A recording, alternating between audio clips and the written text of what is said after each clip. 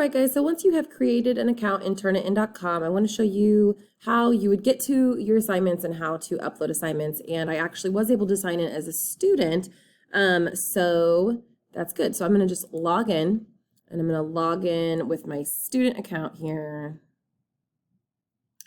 And from here, you'll see the class name pop up. And so I'm in my online academy class, but if you're in first hour, it'll show first hour, fourth hour, it'll show fourth hour, and sixth hour, it will show sixth hour. If it doesn't, then you need to contact me because you just entered the enrollment key wrong. So you would click into the class name, and you guys will only see the slice of life assignment. It's just not accepting submissions yet. So I went ahead and added this example assignment just so I could make this tutorial for you guys. So once you are ready to submit your final draft, you would click submit, and you would include your first name, last name, and the submission title. So you can call it Slice of Life is fine. And then right here, what you will want to do, the Slice of Life should be written in a Google Doc. So you would choose from Google Drive. I'm going to choose my Google Drive here.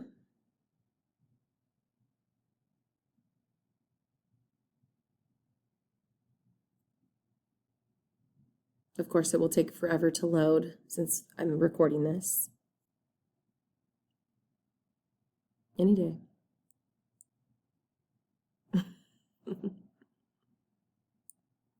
Okay, guys, we were having I had to pause because that was taking forever to load, and that's because we were having some major Google issues. So my Google account right now is not behaving correctly.